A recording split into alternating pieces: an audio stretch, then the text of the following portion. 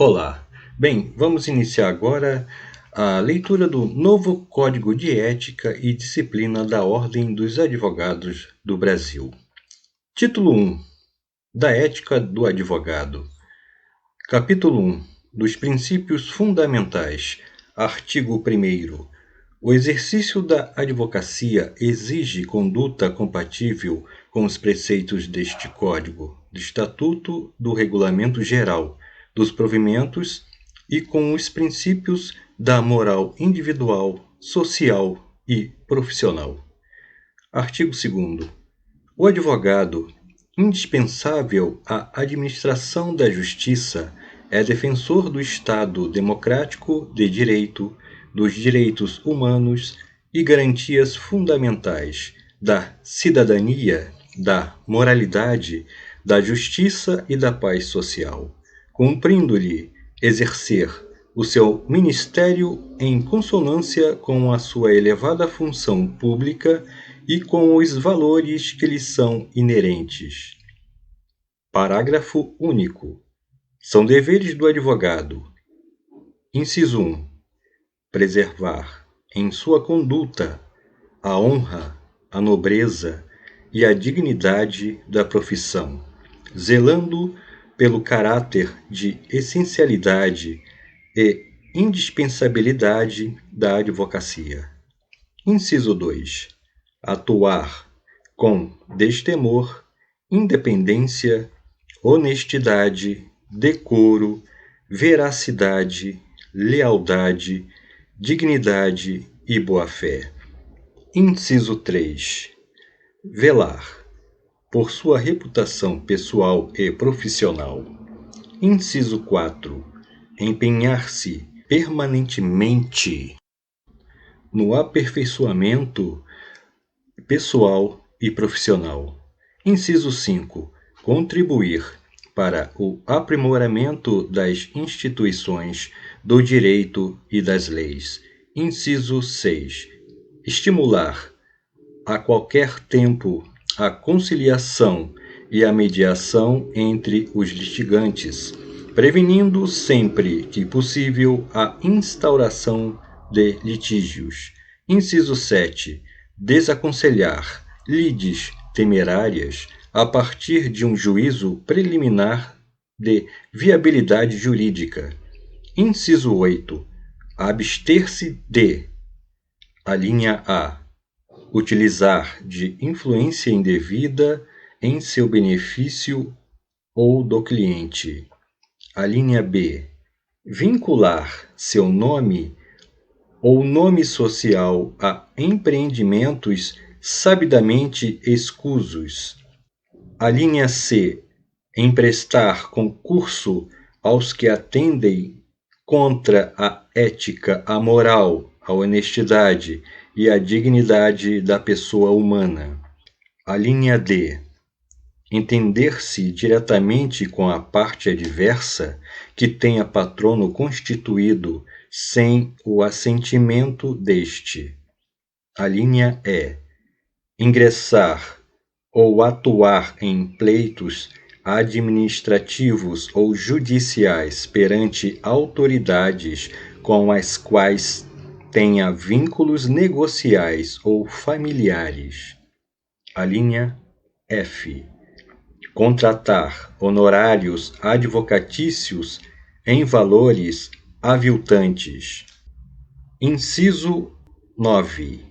Pugnar pela solução dos problemas da cidadania e pela efetivação dos direitos individuais, coletivos e difusos. Inciso 10. Adotar conduta consentânea com o papel do elemento indispensável à administração da justiça. Inciso 11. Cumprir os encargos assumidos no âmbito da Ordem dos Advogados do Brasil ou na representação da classe. Inciso 12. Zelar pelos valores institucionais da OAB e da advocacia. Inciso 13. Ater-se, quando, no exercício da função de defensor público à defesa dos necessitados. Artigo 3º.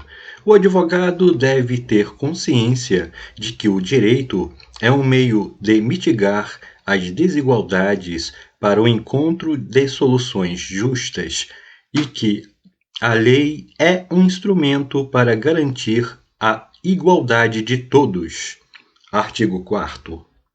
O advogado, ainda que vinculado ao cliente ou constituinte, mediante relação empregatícia ou por contrato de prestação permanente de serviços, ou como integrante de departamento jurídico ou de órgão de assessoria jurídica, público ou privado, deve zelar pela sua liberdade e independência. Parágrafo único. É legítima a recusa pelo advogado do patrocínio de causa e de manifestação no âmbito consultivo de pretensão concernente a direito que também lhe seja aplicável ou controle orientação que tenha manifestado anteriormente. Artigo 5º. O exercício da advocacia é incompatível com qualquer procedimento de mercantilização. Artigo 6º. É defeso ao advogado expor os fatos em juízo ou na via administrativa, falseando deliberadamente a verdade e utilizando de má-fé. Artigo 7º. É vedado o oferecimento de serviços profissionais que implique, direta ou indiretamente, angariar ou captar clientela. Capítulo 2. Da Advocacia Pública. Artigo 8. As disposições deste Código obrigam igualmente os órgãos de advocacia pública e advogados públicos, incluindo aqueles que ocupem posição de chefia e direção jurídica. Parágrafo 1º. O advogado público exercerá suas funções com independência técnica, contribuindo para a solução ou redução de litigiosidade sempre que possível. Parágrafo 2º. O advogado público, inclusive o que exerce cargo de chefia ou direção jurídica, observará nas relações com os colegas, autoridades, servidores e o público em geral o dever de urbanidade, tratando a todos com respeito e consideração, ao mesmo tempo em que preservará suas prerrogativas e o direito de receber igual tratamento das pessoas com as quais se relacione. Capítulo 3. Das relações com o cliente. Artigo 9º. O advogado deve informar o cliente de modo claro e inequívoco quanto a eventuais riscos da sua pretensão e das consequências que poderão advir da demanda. Deve, igualmente, denunciar, desde logo, a quem lhe solicite parecer ou patrocínio, qualquer circunstância que possa influir na resolução de submeter-lhe a consulta ou confiar-lhe a causa. Artigo 10. As relações entre advogado e cliente baseiam-se na confiança recíproca. Sentindo o advogado que essa confiança lhe falta, é recomendável que externe ao cliente sua impressão e, não se dissipando as dúvidas existentes, promova em seguida o subestabelecimento do mandato ou a ele renuncie. Artigo 11. O advogado, no exercício do mandato, atua como patrono da parte, cumprindo-lhe, por isso, imprimir à causa orientação que lhe pareça mais adequada, sem se subordinar às intenções contrárias do cliente, mas, antes, procurando esclarecê-lo quanto à estratégia traçada. Artigo 12. A conclusão ou desistência da causa, tem havido ou não extinção do mandato, obriga o advogado a devolver ao cliente bens, valores e documentos que lhe hajam sido confiados e ainda estejam em seu poder, bem como prestar-lhes contas pormenorizadamente, sem prejuízo de esclarecimentos complementares que se mostrem pertinentes e necessários. Parágrafo único. A parcela dos honorários paga pelos serviços até então prestados não se inclui entre os valores a ser devolvidos. Artigo 13. Concluída a causa ou arquivado o processo, presume-se cumprido e extinto o mandato. Artigo 14. O advogado não deve aceitar procuração de quem já tenha patrono constituído, sem prévio conhecimento deste, salvo por motivo plenamente justificável ou para adoção de medidas judiciais urgentes e inadiáveis.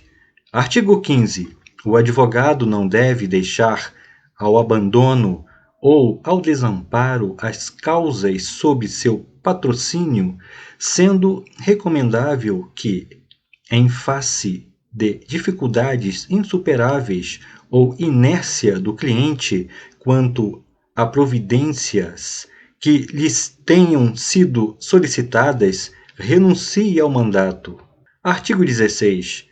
A renúncia ao patrocínio deve ser feita sem menção do motivo que a determinou, fazendo cessar a responsabilidade profissional pelo acompanhamento da causa, uma vez decorrido o prazo previsto em lei. Parágrafo 1º. A renúncia ao mandato não exclui responsabilidade por danos eventualmente causados ao cliente ou a terceiros. Parágrafo 2º. O advogado não será responsabilizado por omissão do cliente quanto a documento ou informação que lhe devesse fornecer para a prática oportuna de ato processual do seu interesse. Artigo 17. A revogação do mandato judicial por vontade do cliente não o desobriga do pagamento das verbas honorárias contratadas, assim como não retira o direito do advogado de receber o quanto lhe seja devido em eventual verba honorária de sucumbência, calculada proporcionalmente em face do serviço efetivamente prestado. Artigo 18. O mandato judicial ou extrajudicial não se extingue pelo decurso de tempo, salvo se o contrário for consignado no respectivo instrumento. Artigo 19. Os advogados integrantes da mesma sociedade profissional ou reunidos em caráter permanente para cooperação recíproca não podem representar, em juízo ou fora dele, clientes com interesses opostos. Artigo 20. Sobrevindo conflitos de interesse entre seus constituintes e não conseguindo o advogado harmonizá-los, caber-lhe-á optar, com prudência e discrição, por um dos mandatos, renunciando aos demais, resguardando sempre o sigilo profissional. Artigo 21. O advogado, ao postular em nome de terceiros contra ex-cliente ou ex-empregador, judicial e extrajudicialmente, deve resguardar o sigilo profissional. Artigo 22. O advogado cumpre abster-se de patrocinar causa contrária à validade ou legitimidade de ato jurídico em cuja formação haja colaborado ou intervindo de qualquer maneira, da mesma forma, deve declinar seu impedimento ou o da sociedade que integre, quando houver conflito de interesses motivado por intervenção anterior no trato de assunto que se prenda ao patrocínio solicitado. Artigo 23. É direito e dever do advogado assumir a defesa criminal sem considerar sua própria opinião sobre a culpa do acusado. Parágrafo único. Não há causa criminal indigna de defesa, cumprindo ao advogado agir como defensor, no sentido de que a todos seja concedido tratamento condizente com a dignidade da pessoa humana, sob a égide das garantias constitucionais. Artigo 24.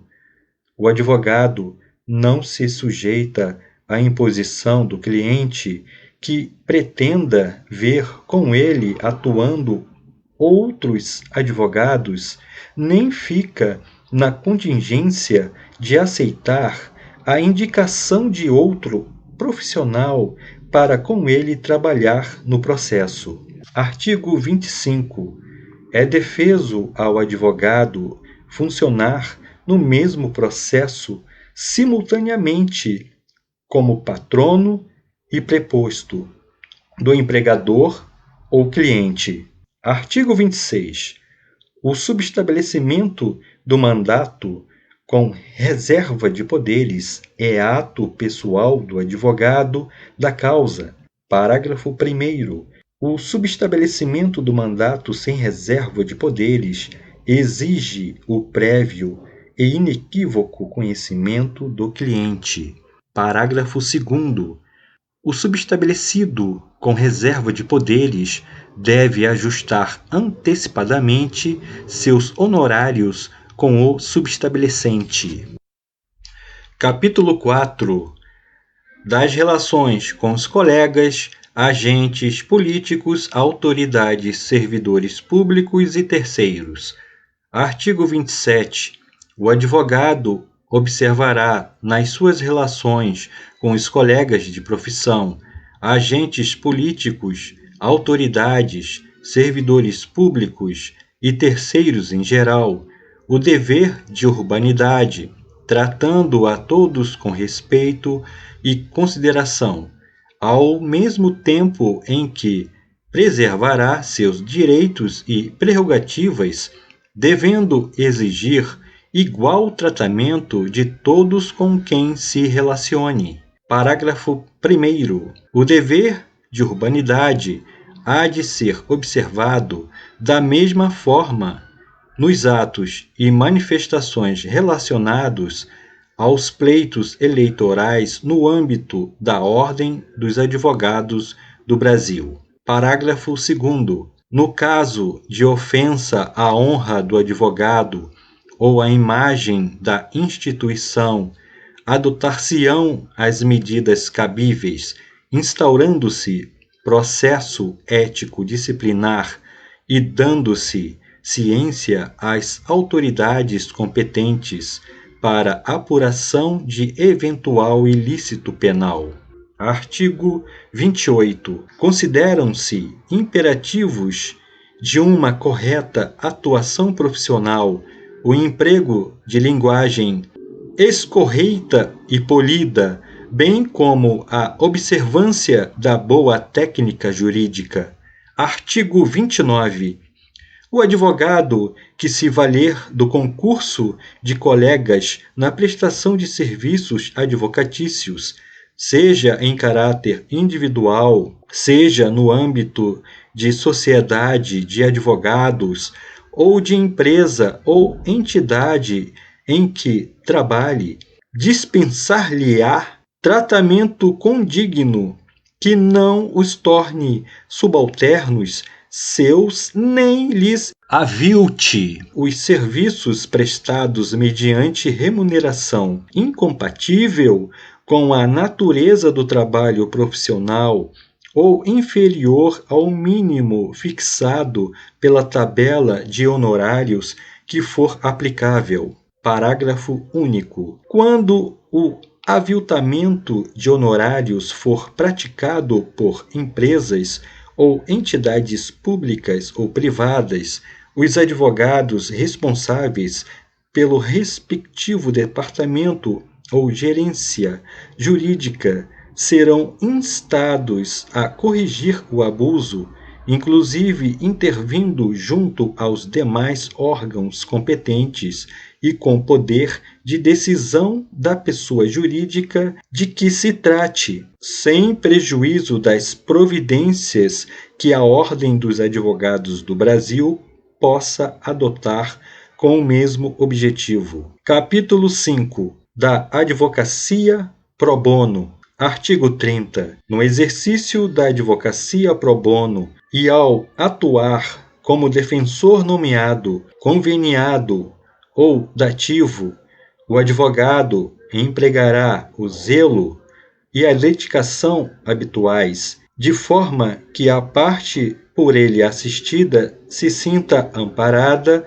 e confie no seu patrocínio. Parágrafo 1º. Considera-se advocacia pro bono a prestação gratuita, eventual e voluntária de serviços jurídicos em favor de instituições sociais sem fins econômicos e aos seus assistidos, sempre que os beneficiários não dispuserem de recursos para a contratação de profissional. Parágrafo 2º. A advocacia pro bono pode ser exercida em favor de pessoas naturais que, igualmente, não dispuserem de recursos para, sem prejuízo do próprio sustento, contratar advogado. Parágrafo 3º. A advocacia pro bono não pode ser utilizada para fins político-partidários ou eleitorais, nem beneficiar instituições que visem a tais objetivos, ou como instrumento de publicidade para captação de clientela. Capítulo 6 do exercício de cargos e funções na OAB e na representação da classe. Artigo 31. O advogado, no exercício de cargos ou funções em órgãos da Ordem dos Advogados do Brasil ou na representação da classe junto a quaisquer instituições, órgãos ou comissões, públicos ou privados, manterá conduta consentânea com as disposições deste Código e que revele plena lealdade aos interesses, direitos e prerrogativas da classe dos advogados que representa. Artigo 32. Não poderá o advogado, enquanto exercer cargos ou funções em órgãos da OAB ou representar a classe junto a quaisquer instituições, órgãos ou comissões, públicos ou privados, firmar contrato oneroso de prestação de serviços ou fornecimento de produtos com tais entidades, nem adquirir bens, imóveis ou móveis infungíveis de quaisquer órgãos da OAB ou a estes aliená-los. Parágrafo único.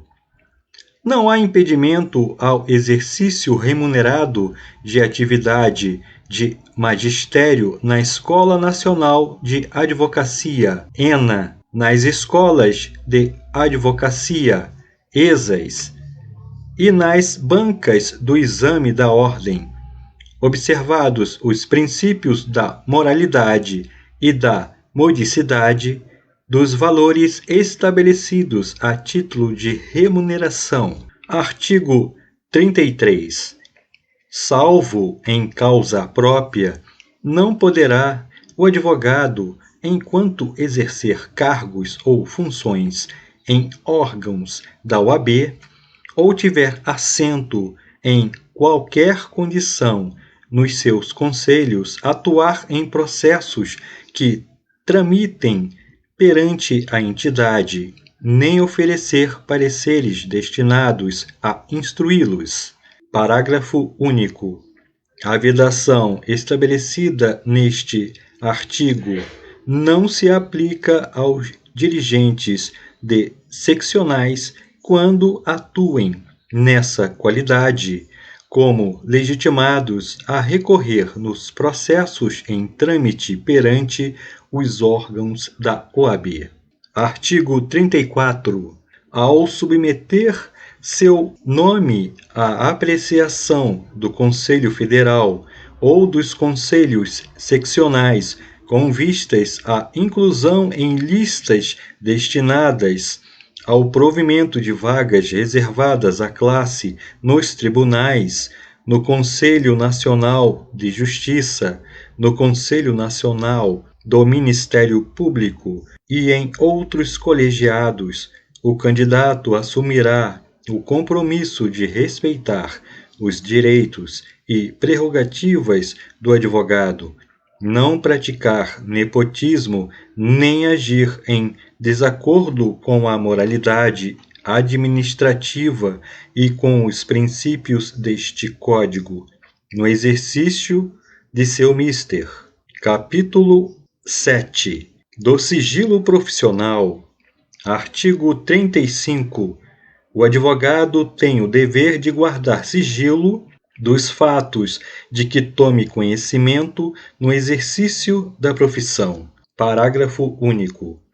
O sigilo profissional abrange os fatos de que o advogado tenha tido conhecimento em virtude de funções desempenhadas na Ordem dos Advogados do Brasil.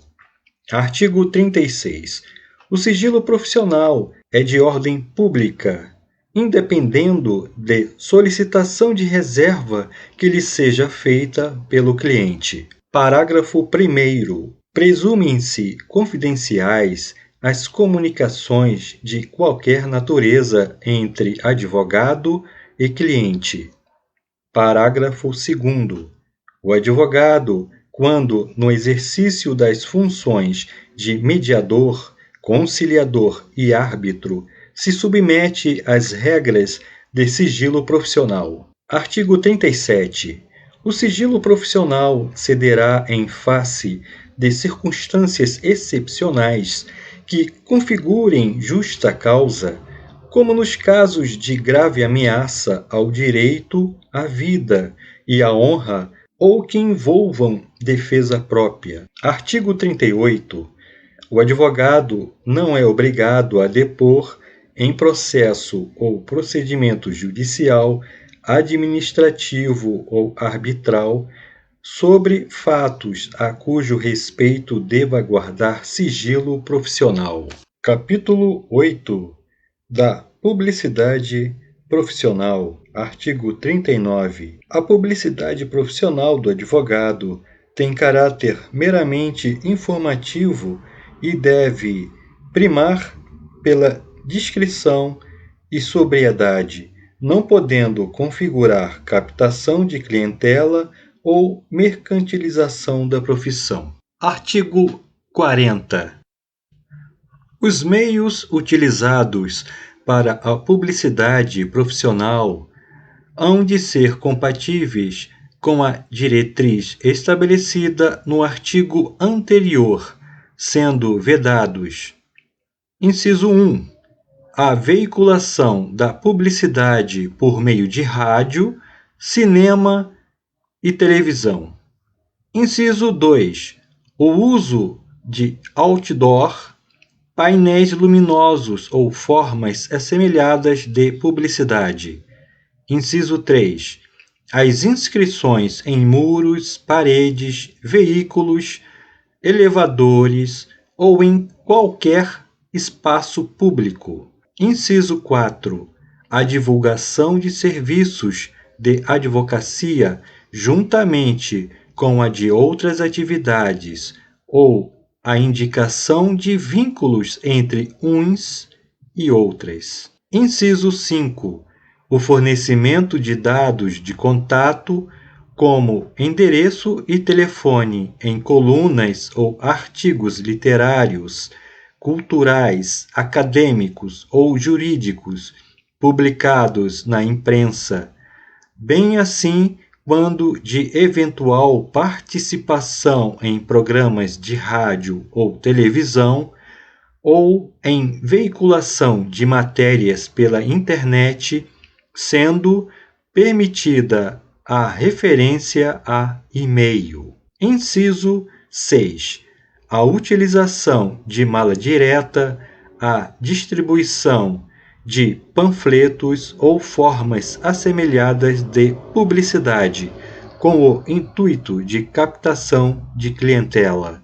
Parágrafo único. Exclusivamente para fins de identificação dos escritórios de advocacia, é permitida a utilização de placas, painéis luminosos e inscrições em suas fachadas, desde que respeitadas as diretrizes previstas no artigo 39. Artigo 41. As colunas que o advogado mantiver nos meios de comunicação social ou os textos que por meio deles divulgar não deverão induzir o leitor a litigar nem promover, dessa forma, captação de clientela. Artigo 42. É vedado ao advogado: inciso 1. Responder com habitualidade à consulta sobre matéria jurídica nos meios de comunicação social. Inciso 2. Debater em qualquer meio de comunicação causa sob o patrocínio de outro advogado. Inciso 3. Abordar tema de modo a comprometer a dignidade da profissão e da instituição que o congrega. Inciso 4. Divulgar ou deixar que sejam divulgadas listas de clientes e demandas. Inciso 5. Insinuar-se para reportagens e declarações públicas. Artigo 43. O advogado que eventualmente participar de programa de televisão ou de rádio, de entrevista na imprensa, de reportagem televisionada ou veiculada por qualquer outro meio para manifestação profissional, deve visar a objetivos exclusivamente ilustrativos, educacionais e instrutivos, sem propósito de promoção pessoal ou profissional, vedados pronunciamentos sobre métodos de trabalho usados por seus colegas de profissão. Parágrafo único. Quando convidado para manifestação pública por qualquer modo e forma, visando ao esclarecimento de tema jurídico de interesse geral, deve o advogado evitar insinuações com o sentido de promoção pessoal ou profissional, bem como o debate de caráter sensacionalista. Artigo 44. Na publicidade profissional que promover ou nos cartões e material de escritório de que se utilizar, o advogado fará constar seu nome, nome social ou o da Sociedade de Advogados, o número ou os números de inscrição na OAB. Parágrafo 1º. Poderão ser referidos apenas os títulos acadêmicos do advogado e as distinções honoríficas relacionadas à vida profissional, bem como as instituições jurídicas de que faça parte e as especialidades a que se dedicar. O endereço, o e-mail, site, página eletrônica, QR Code, logotipo e a fotografia do escritório, o horário de atendimento e os idiomas em que o cliente poderá ser atendido. Parágrafo 2º. É vedada a inclusão de fotografias pessoais ou de terceiros nos cartões de visitas do advogado, bem como menção a qualquer emprego, cargo ou função ocupado, atual ou pretérito, em qualquer órgão ou instituição, salvo o de professor universitário. Artigo 45. São admissíveis como formas de publicidade o patrocínio de eventos ou publicações de caráter científico ou cultural, assim como a divulgação de boletins por meio físico ou eletrônico sobre matéria cultural de interesse dos advogados, desde que sua circulação fique adstrita a clientes e a interessados do meio jurídico. Artigo 46. A publicidade veiculada pela internet ou por outros meios eletrônicos deverá observar as diretrizes estabelecidas neste capítulo. Parágrafo único. A telefonia e a internet podem ser utilizadas como veículo de publicidade, inclusive para o envio de mensagens a destinatários certos, desde que estas não impliquem o oferecimento de serviços ou representem forma de captação de clientela. Artigo 47. As normas sobre publicidade profissional constantes deste capítulo poderão ser complementadas por outras que o Conselho Federal aprovar, observadas as diretrizes do presente Código. Capítulo 9. Dos honorários profissionais. Artigo 48. A prestação de serviços profissionais por advogado, individualmente ou integrado em sociedades, será contratada preferencialmente por escrito. Parágrafo 1º. O contrato de prestação de serviços de advocacia não exige forma especial, devendo estabelecer, porém, com clareza e precisão, o seu objeto, os honorários ajustados, a forma de pagamento, a extensão do patrocínio, esclarecendo se este abrangerá todos os atos do processo ou limitar-se-á a determinado grau de jurisdição, além de dispor sobre a hipótese de a causa encerrar-se mediante transação ou acordo. Parágrafo 2º. A compensação de créditos pelo advogado de importâncias devidas ao cliente somente será admissível quando o contrato de prestação de serviços a autorizar ou quando houver autorização especial do cliente para esse fim, por este firmada. Parágrafo 3º. O contrato de prestação de serviços poderá dispor sobre a forma de contratação de profissionais para serviços auxiliares, bem como sobre o pagamento de custas e emolumentos, os quais, na ausência de disposição em contrário, presumem-se devam ser atendidos pelo cliente. Caso o contrato preveja que o advogado antecipe tais despesas, ser-lhe-á lícito reter o respectivo valor atualizado no ato de prestação de contas, mediante comprovação documental. Parágrafo 4º. As disposições deste capítulo aplicam-se à mediação, à conciliação, à arbitragem ou a qualquer outro método adequado de solução dos conflitos. Parágrafo 5º. É vedada, em qualquer hipótese, a diminuição dos honorários contratados em decorrência da solução do litígio por qualquer mecanismo adequado de solução extrajudicial. Parágrafo 6º.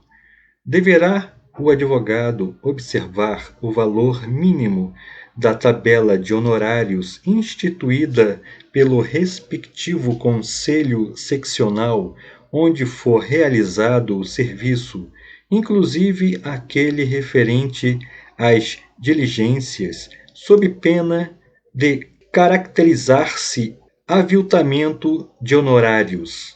Parágrafo 7º. O advogado promoverá preferentemente, de forma destacada, a execução dos honorários contratuais ou sucumbenciais. Artigo 49. Os honorários profissionais devem ser fixados com moderação, atendidos os elementos seguintes. Inciso 1. A relevância, o vulto, a complexidade e a dificuldade das questões versadas. Inciso 2. O trabalho e o tempo a ser empregados. Inciso 3. A possibilidade de ficar o advogado impedido de intervir em outros casos ou de se desavir com outros clientes ou terceiros. Inciso 4º. O valor da causa, a condição econômica do cliente e o proveito para este resultante do serviço profissional. Inciso 5. O caráter da intervenção, conforme se trate de serviço a cliente eventual, frequente ou constante. Inciso 6º. O lugar da prestação dos serviços, conforme se trate do domicílio do advogado ou de outro. Inciso 7. A competência do profissional. Inciso 8. A praxe do fórum sobre trabalhos análogos. Artigo 50.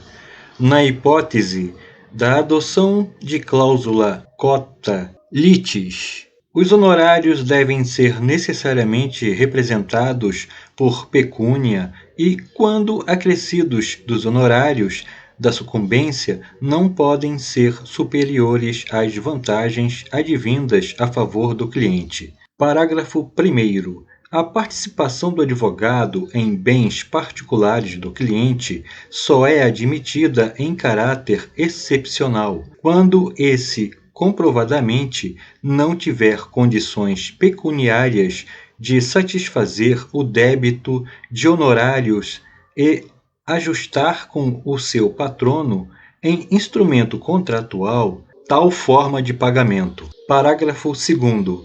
Quando o objeto do serviço jurídico versar sobre prestações vencidas e vincendas, os honorários advocatícios poderão incidir sobre o valor de uma e outras, atendidos os requisitos da moderação e da razoabilidade. Artigo 51. Os honorários da sucumbência e os honorários contratuais pertencendo ao advogado que houver atuado na causa poderão ser por ele executados, assistindo-lhe direito autônomo para promover a execução do capítulo da sentença que os estabelecer ou para postular, quando for o caso, a expedição de precatório ou requisição de pequeno valor em seu favor. Parágrafo 1º. No caso de subestabelecimento, a verba correspondente aos honorários da sucumbência será repartida entre o subestabelecente e o subestabelecido, proporcionalmente à atuação de cada um no processo ou conforme haja sido entre eles ajustado.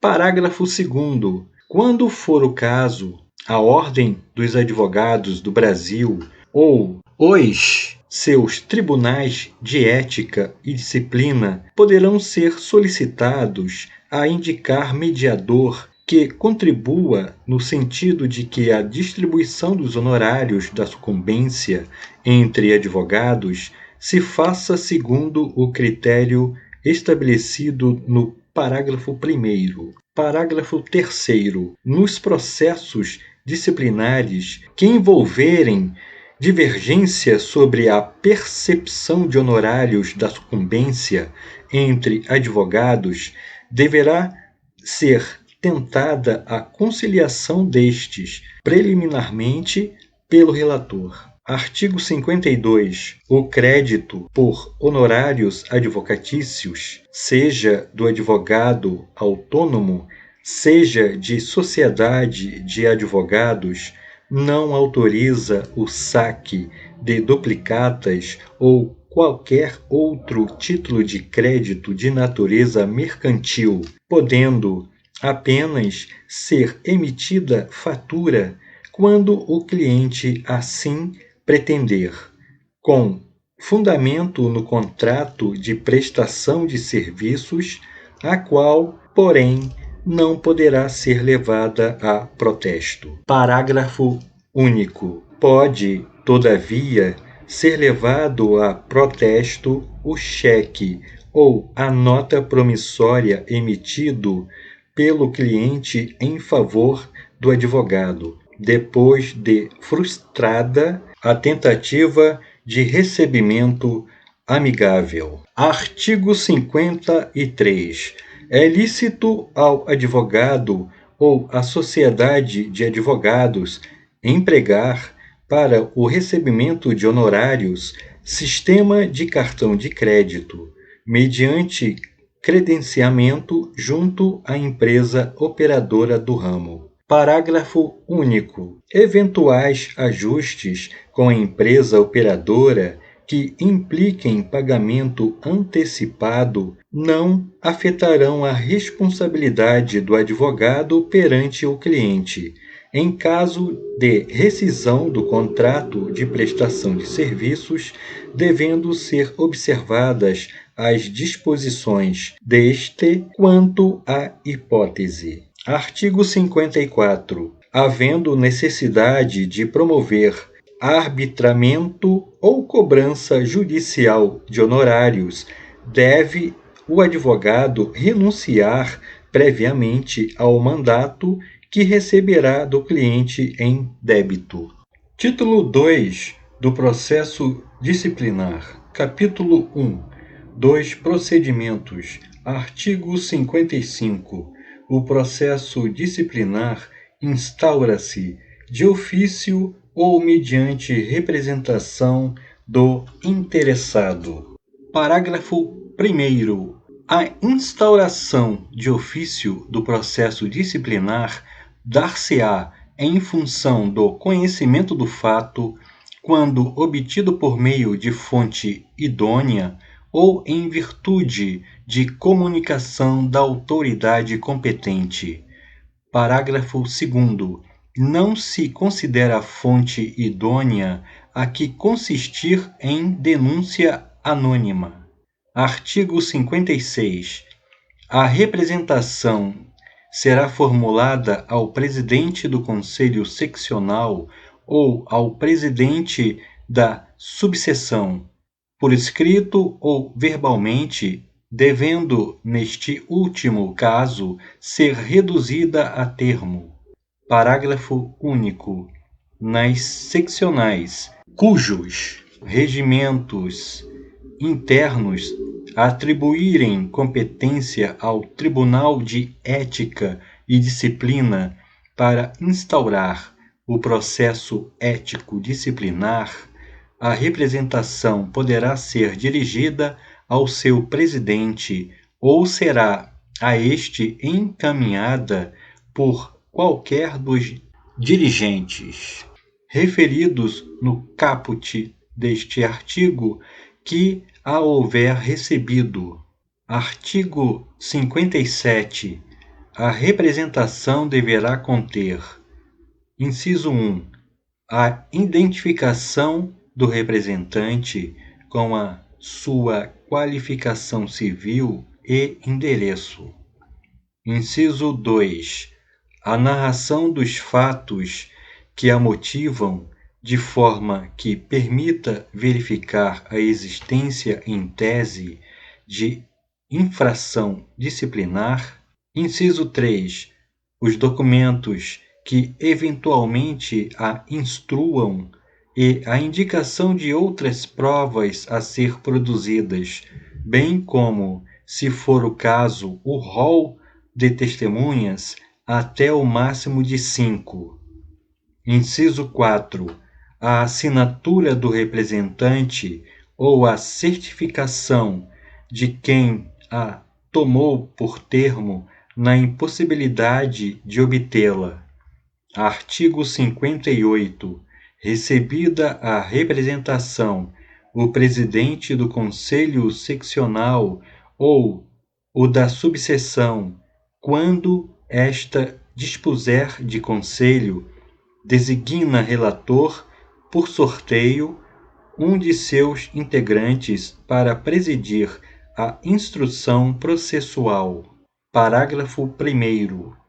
Os atos de instrução processual podem ser delegados ao Tribunal de Ética e Disciplina, conforme dispuser o regimento interno do Conselho Seccional, caso em que caberá ao seu presidente, por sorteio, designar relator.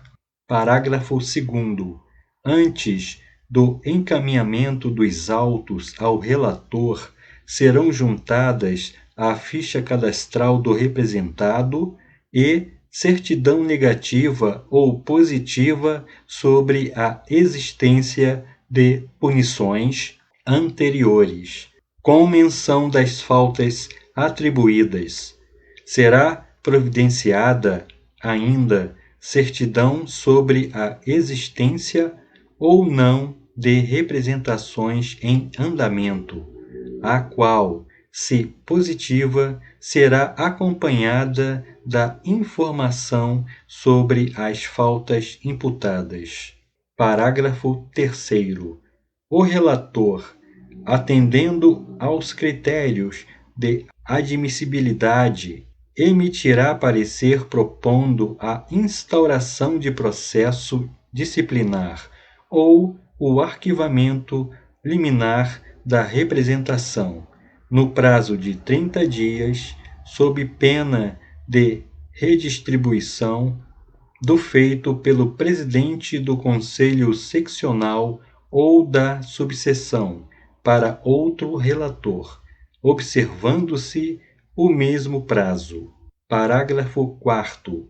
O presidente do conselho competente ou, conforme o caso, o do Tribunal de Ética e Disciplina, proferirá despacho declarando instaurado o processo disciplinar ou determinando o arquivamento da representação nos termos do parecer do relator ou segundo os fundamentos que adotar.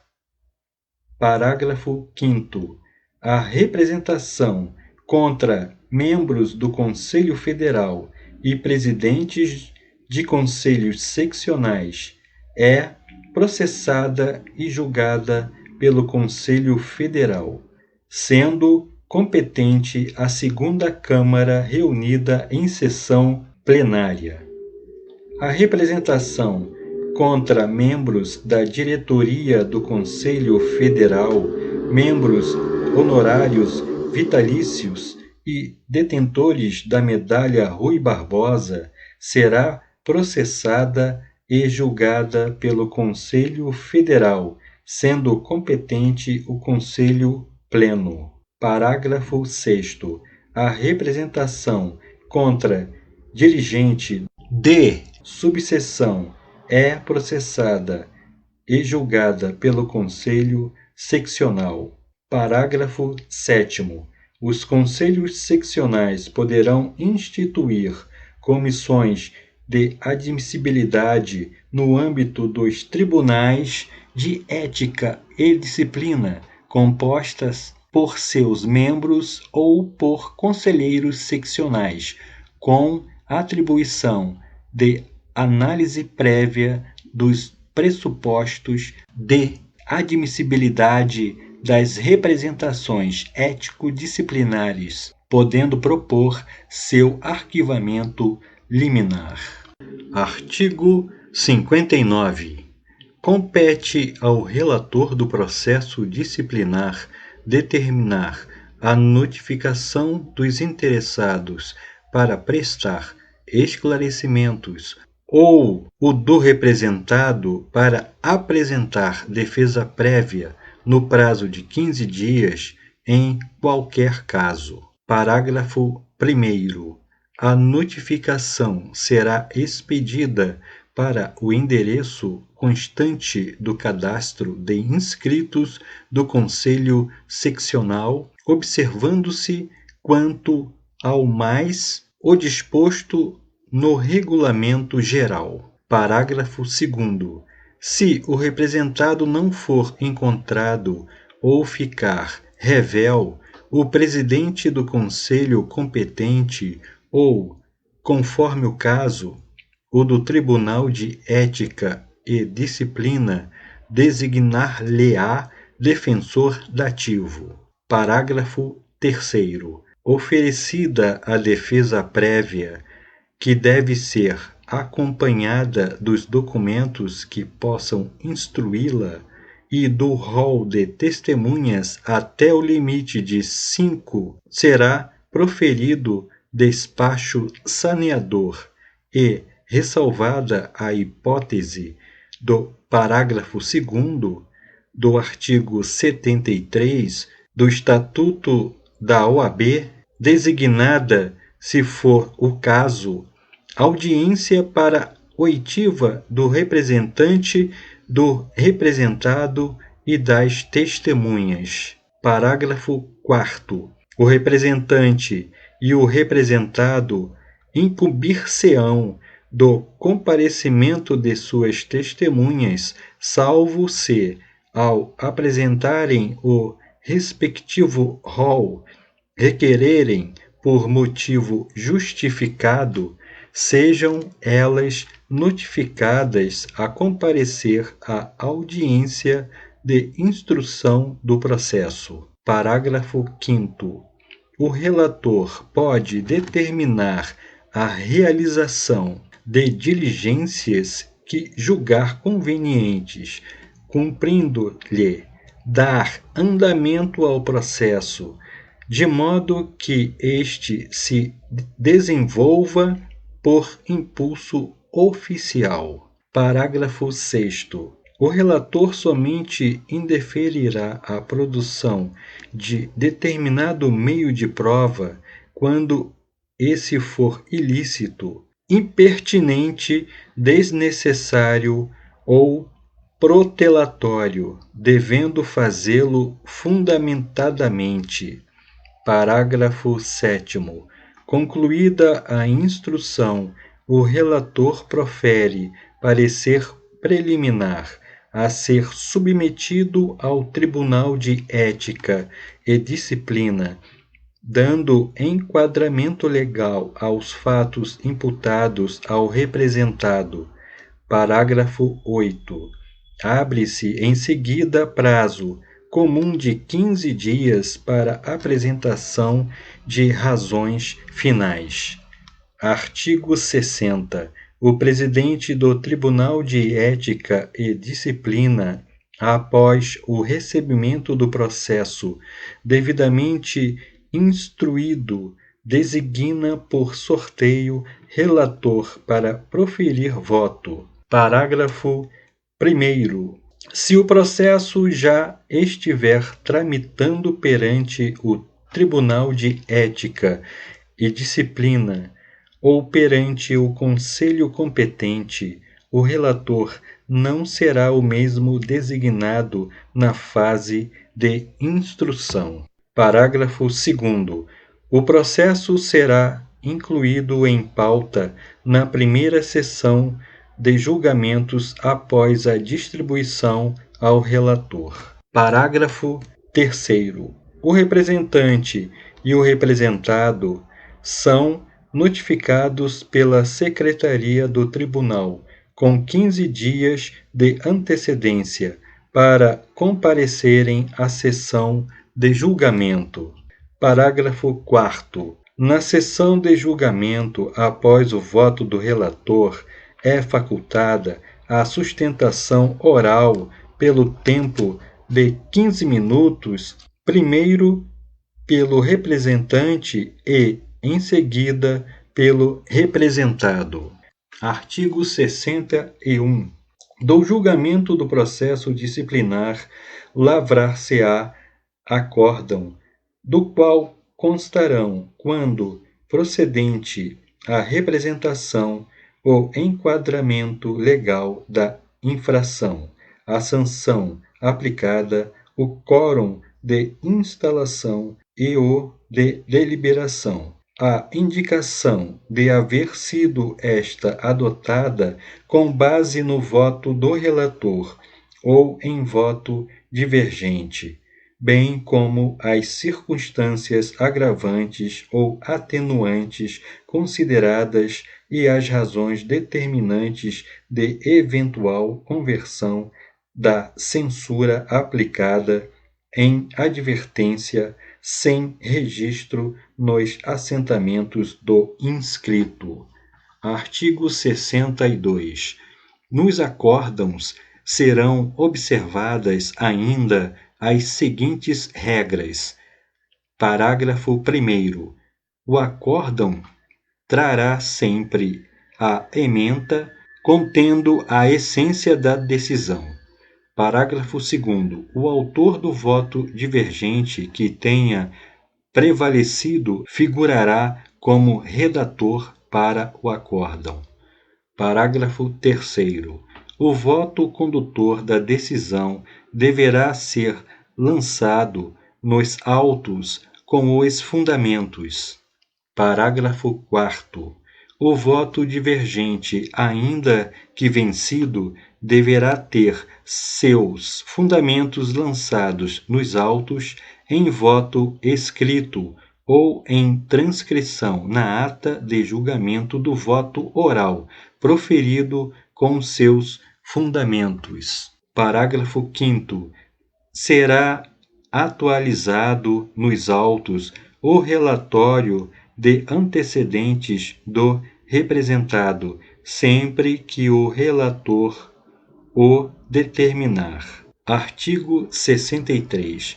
Na hipótese prevista no artigo 70, parágrafo 3º do Estatuto de Ética dos Advogados da Ordem dos Advogados do Brasil, em sessão especial designada pelo presidente do tribunal, serão facultadas ao representado ou ao seu defensor a apresentação de defesa, a produção de prova e a sustentação oral.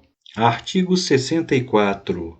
As consultas submetidas ao Tribunal de Ética e Disciplina receberão autuação própria, sendo designado relator por sorteio para o seu exame, podendo o presidente, em face da complexidade da questão, designar subsequentemente revisor.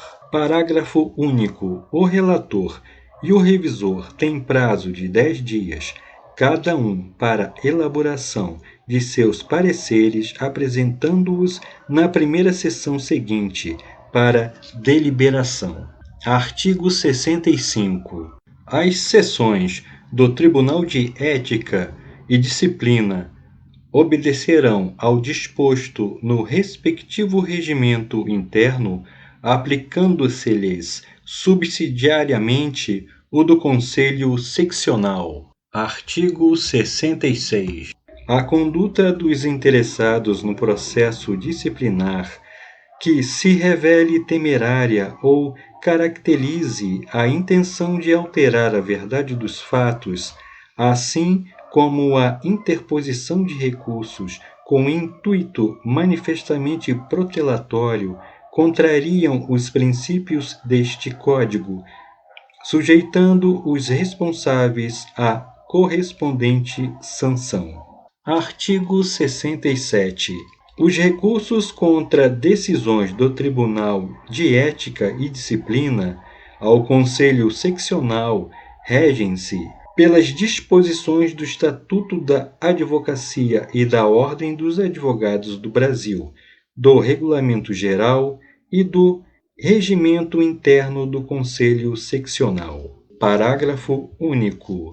O Tribunal dará conhecimento de todas as suas decisões ao Conselho Seccional para que determine periodicamente a publicação de seus julgados. Artigo 68. Cabe revisão do processo disciplinar na forma prevista no Estatuto da Advocacia e da Ordem dos Advogados do Brasil. Parágrafo 1º. Tem legitimidade para requerer a revisão o advogado punido com a sanção disciplinar. Parágrafo 2º. A competência para processar e julgar o processo de revisão é do órgão de que emanou a condenação final. Parágrafo 3º. Quando o órgão competente for o Conselho Federal, a revisão processar-se-á perante a segunda Câmara reunida em sessão plenária. Parágrafo 4º.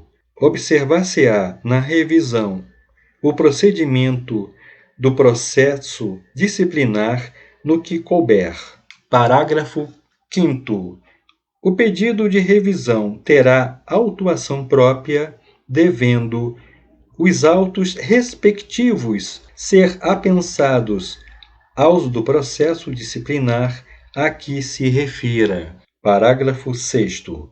O pedido de revisão não suspende os efeitos da decisão condenatória, salvo quando o relator, ante a relevância dos fundamentos e o risco de consequências irreparáveis para o requerente, conceder tutela cautelar para que se suspenda a execução. Parágrafo 7º.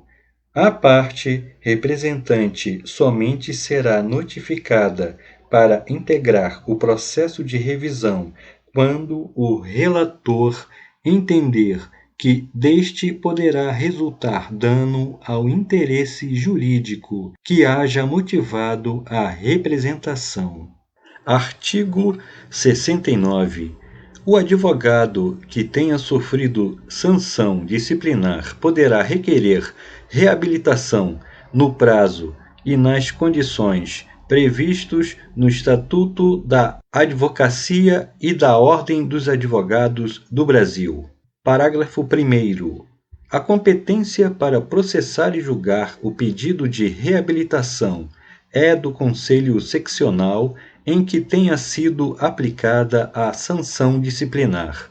Nos casos de competência originária do Conselho Federal, perante este tramitará o pedido de reabilitação. Parágrafo 2º. Observar-se-á no pedido de reabilitação o procedimento do processo disciplinar no que couber. Parágrafo 3º. O pedido de reabilitação terá autuação própria, devendo os autos respectivos ser apensados aos do processo disciplinar a que se refira. Parágrafo 4º. O pedido de reabilitação será instruído com provas de bom comportamento no exercício da advocacia e na vida social, cumprindo a Secretaria do Conselho competente certificar nos autos o efetivo cumprimento da sanção disciplinar pelo requerente. Parágrafo 5º.